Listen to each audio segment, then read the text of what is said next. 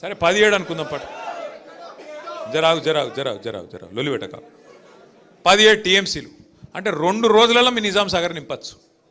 2 రోజులలో గన్ని నీళ్ళు పోతున్నాయి కింద. గన్ని నీళ్ళు పోతుంటే ఈ బేకార్గాడు రైతులంటే పట్టి లేదు. ఆయన లొల్లంత ఒకటే ఏది పెట్టి కేసీఆర్ని తిట్టాలి. కానీ ఆయనకు ఒకటి ఉన్నది, ఆయన మనసులో ఒకటి ఉన్నది. ఏమిటిది? ఇప్పుడు నీళ్ళు ఇచ్చిండు అనుకో, మళ్ళీ మీరేమడుగుతారు? యూరియా అడుగుతారు. యూరియా అడిగితే మరి యూరియా ఇచ్చిండు అనుకో పంటలు పండితే మళ్ళీ మీరేమంటారు? పంటలు కొనాలంటారు, వడ్లు కొనాలంటారు. మరి వడ్లు కొనాలంటే సంచులు ఇవ్వాలి, మళ్ళీ సుతులు ఇవ్వాలి, మళ్ళీ మద్దతు ధర ఇవ్వాలి, మళ్ళీ మీదికెళ్ళి ఇంకోటి బోనస్ అని డైలాగులు కొట్టిండు కదా, బోనస్ ఇవ్వాలి.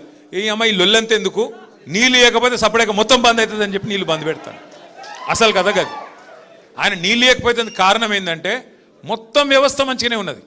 కాళేశ్వరంలో ఒక్క మేడిగడ్డ బరాజులో 2 పిల్లర్లు కుంగినాయి. ఆ 2 పిల్లర్లు కుంగితే 31 నెలల నీకు సుతారాలు దొరుకుతలేరా? మేస్త్రీలు దొరుకుతలేరా? సిమెంటు లేదా? ఏం కమ్మి పడ్డది ముఖ్యమంత్రికి? 31 నెలలు అయింది కదా. ఇప్పుడు మనం ఇల్లు కట్టుకుంటామే, ఇల్లు కట్టుకున్నాక ఒక మూలకి ఎక్కనో దగ్గర ఉరుస్తుంది, లీకేజ్ ఉన్నది, ఇల్లు కూడా కొడతావా? ఎవడన్నా బుద్ధినోడైతే చెప్పుకుంటాడు కదా ఆయన గుంపు మేస్త్రి అని. గుంపు మేస్త్రి అంటోడు ఇల్లు సదురుతాడా కూలగొడతాడా? చదువుకోవాలన్నా చిన్న తప్పు ఉంటే. మరి 31 నెలలు అయింది, నీకు లేదా ఆలోచన లేదా? ఎంతసేపు కేసీఆర్ని తిట్టాలి, కూలేశ్వరం. ఏం కూలేశ్వరము? ఆ కాళేశ్వరంలో 100 భాగాలు ఉంటే 1 భాగం మేడిగడ్డ, ఒక్క ఇస్సా మేడిగడ్డ. 100 ఉన్నాయి అందులో. మేడిగడ్డ సొంటి 3 ఉన్నాయి బారేజులు, 15 రిజర్వాయర్లు ఉన్నాయి, 19 పంప్ హౌజ్లు ఉన్నాయి, 21 స్టేషన్లు ఉన్నాయి, సబ్ స్టేషన్లు, 1000 కిలోమీటర్ల గ్రావిటీ కాలువలు ఉన్నాయి, 100 కిలోమీటర్ల సొరంగ మార్గాలు ఉన్నాయి. అవన్నీ చక్కగానే ఉన్నాయి కదా. ఆడ అసలు ఆ పంపు చాలు చేసే కాడ బ్యారేజ్తో సంబంధం కూడా లేదు. బ్యారేజ్ మీద 18.5 కిలోమీటర్ల మీద పంప్ హౌజ్ ఉన్నది. ఆ పంపు కాడికి వెళ్ళి నీళ్ళు కిందికి పోతూనే ఉన్నాయి. నువ్వు చేయవలసిందల్లా ఒక చిన్న పాయ లెక్క తీసి ఆ పంప్ హౌజ్లోకి నీళ్లు మలిపి ఒక మోటార్ వత్తాలి కదా, ఒక్కటే చేయాలి. ఆయన అది చేసినందుకు ఆయనకు బాధ ఏంటంటే ఇన్ని రోజులు నేను చెప్పిందంతా అబద్ధమని దొరికిపోతా, ఇన్ని రోజులు నేను చెప్పినని లుచ్చా మాటలు అని చెప్పి ప్రజలకు అర్థమవుతుంది. అందుకే మిమ్మల్ని ఎండబెడుతున్నాడు. ఇవాళ బాన్స్వాడోళ్ళను, మొత్తం నిజామాబాద్ జిల్లా వాళ్ళను, ఎస్ఆర్ఎస్పి కింద ఆయకట్టు ఉన్నోళ్ళను, నిజాం సాగర్ కింద ఆయకట్టు ఉన్నోళ్ళు మొత్తం ఆ వాగులు, చెక్ డ్యామ్లు అన్నీ నింపుకోవచ్చు. ఇవాళ ఈ ఒక్కరోజు కాదు, నీళ్లు అక్టోబర్ దాకా ఉంటాయి. నీళ్ళాడ రోజు పోతున్నాయి కిందికి సముద్రంలో. నేను ఒక్క మాట అడుగుతా రేవంత్ రెడ్డిని, అయ్యా నువ్వు అంటున్నావు ఆడ నీళ్లు లేవని, మరి కింద చంద్రబాబు నడుపుతుంది కదా మోటార్లు, అదే నది కింద ఈడికెళ్ళిపోయిన నీళ్ళే కదా. ఆడి కొద్దిగా కింది కోత వరంగల్ దేవాదుల మోటార్లు నడుస్తున్నాయి కదా, ఇంకొద్ది కింది కోత ఖమ్మంలో ఆడ నడుస్తుంది కదా సీతారామ మోటార్. అక్కడ నీళ్లు ఉంటాయి ఎట్లా, ఇక్కడ లేవెట్లా? ఆడ మోటార్లు నడిస్తే ఎట్లా, ఇక్కడ నడవే ఎట్లా? అంటే ఆయన బాధ ఏంటంటే గిది దొరికిపోతుంది, దొంగ దొరుకుతాడు, అబద్ధం దొరికిపోతుంది అని చెప్పి ఇలా అడ్డమైన మాటలు మాట్లాడుతుండు. ఇంకోటి ముఖ్యమంత్రి గానే అవుతుంది. నీ బాధ ఏంది అసలు? ఓదిక్కేమో మొత్తం రిజర్వాయర్లన్నీ డెడ్ స్టోరేజ్కి పోయినాయి, ప్రభుత్వం ఏమో కోల్డ్ స్టోరేజ్లు ఉన్నది. మాట్లాడతలేడు, పని చేస్తలేడు. నిన్న మొన్న ఏదో మీటింగ్ పెట్టిండట, మా సంజయ్ చెప్తున్నాడు. కరువు పరిస్థితులు వచ్చినాక ఇప్పుడు మీటింగ్ పెట్టినట. కరువు రానే వచ్చే రైతులు బాధ వడనే పడుతుంది. ఇన్ని రోజులకు మేల్కొన్నావు. ఎప్పుడు చెప్పారు శాస్త్రవేత్తలు? 6 నెలల కిందే చెప్పారు ఎల్ నీనో వస్తుంది అని. 6 నెలలకి చెప్తున్నారు.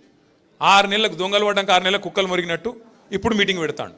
ఏం చేస్తావు మీటింగ్ పెట్టి? ఇప్పుడు ఎవడు బతికిండు ఎవడు తెచ్చిండు చూస్తావా? ఏం చేస్తావు అంటే ఒక ఆలోచన లేదు, ప్రణాళిక లేదు, పద్ధతి లేదు, పాడు లేదు, బూతులు తప్ప ఏ మాత్రం అవగాహన లేని ఒక సన్నాసి ఇలా మనకు ముఖ్యమంత్రిగా ఉండడం అనేది బాధాకరం.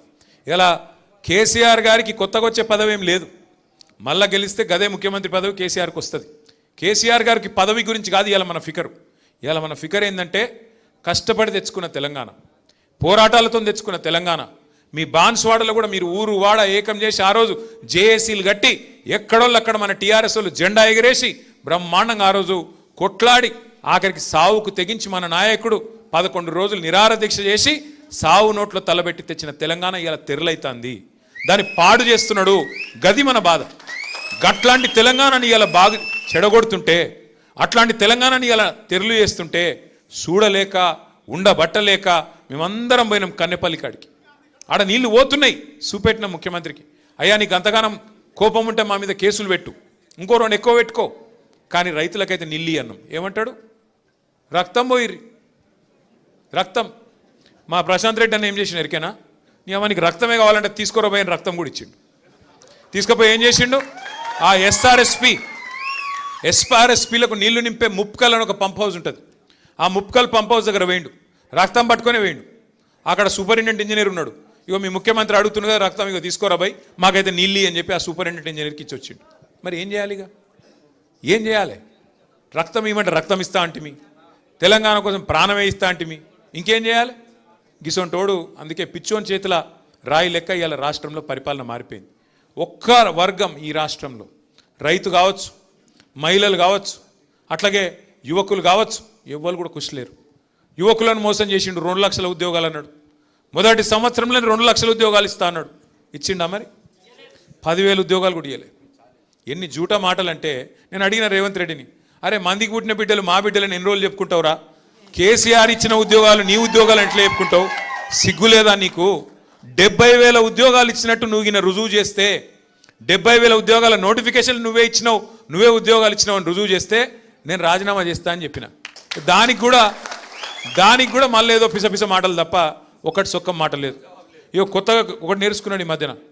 ఏమైనా రేవంత్ రెడ్డి 100 రోజులనే అన్ని చేస్తా అంటివి, 3 నెలలనే మొత్తం చేస్తా అంటివి కదా, ఏమైనా అంటే కొత్తగా నేర్చుకున్నాడు ఒక కథ.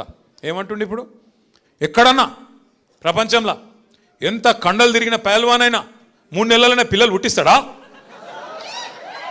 మాకు తెలియదారా నాయన 3 నెలల పిల్లలు పుట్టరని? మాకు పెళ్ళిళ్ళు కాలే, మాకు పిల్లలు లేరా? మాకు తెలియదా? నేను అడుగుతున్నా కాకపోతే రేవంత్ రెడ్డిని, మా బాన్స్వాడ అన్నదమ్ముల సాక్షిగా, అరే 3 నెలల పిల్లలు పుట్టరు మాకు ఎరికే, మరి 31 నెలల పిల్లలు పుట్టకపోతే నిన్ను ఏమనాలి? ఏమనాలి మరి చెప్పురి మీరు? 3 నెలల పుట్టరు, ఓకే, నో ప్రాబ్లం, 3 నెలలు అయిపోయింది, 31 నెలలు ఒడిసేపాయ, ఏమనాలి మరి నిన్ను? ఏమనాలి? నేను ఆటలేను రాబాయ్, మీరన్నారు. ఇగో నేనేమంటున్నా అంటే, ఆయన తిట్టి నోరు ఖరాబ్ చేసుకుని అక్కడ కూడా లేదు. ఛాన్స్ దొరికినప్పుడు కర్రు కాల్సి వాత ఎట్లా పెట్టాలంటే, ఎడబెట్టాలని తెలుసు కదా, గాడ పెట్టాలి, సురుకు ఎట్లా పెట్టాలంటే, మళ్ళీ జీవితంలో కాంగ్రెస్ అంటే మళ్ళీ ఎవడన్నా కాంగ్రెస్ జెండా పట్టుకొని వస్తే కాలి ఏం చేయాలి జరిగిన ఎక్కువ అయిపోయి వస్తుంది, ఛాన్స్ వస్తుంది. పోచారం శ్రీనివాసరెడ్డిని రాజకీయ భవిష్యత్తును ఆయన బొందబెట్టుకున్నాడు, బండ కట్టుకొని బాయిలో దింకుండి. మీరు ఆగుర్రా భయ్, మాట్లాడిరు బండ కట్టుకొని ఆయనే బాయిలో దుంకిండు. మనం ఏం చేసేది లేదు. ఆయనని ఇవాళ దేవుడు కూడా కాపాడలేడు. తెలంగాణ తిరుమల దేవుడు ఉన్నాడు కదా వెంకన్న, ఆ వెంకన్న స్వామి శాపం కూడా ఆయనకు తగులుతుంది. కంపల్సరీ బాన్స్వాడలో గులాబీ జెండా ఎగురుతుంది. మీరందరూ ధైర్యంగా ఉండండి.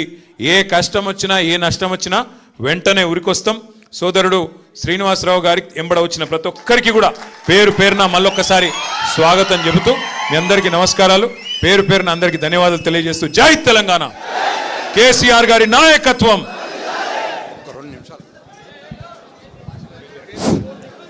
ఈరోజు మరి సుమారు 800 మంది శ్రీనివాసరావు గారితో చేస్తున్న సందర్భంలో వారిని సంజు జనరల్ సెక్రటరీ కాంగ్రెస్ నుంచి, అదేవిధంగా వడ్ల బసవరాజ్ బీర్కూర్ మండల party president BJP, Jangili Suresh గ్రామ కమిటీ అధ్యక్షులు కాంగ్రెస్ నుంచి, ఈరోజు Korli Krishna BJP Birkur, Shivakant ex MPP,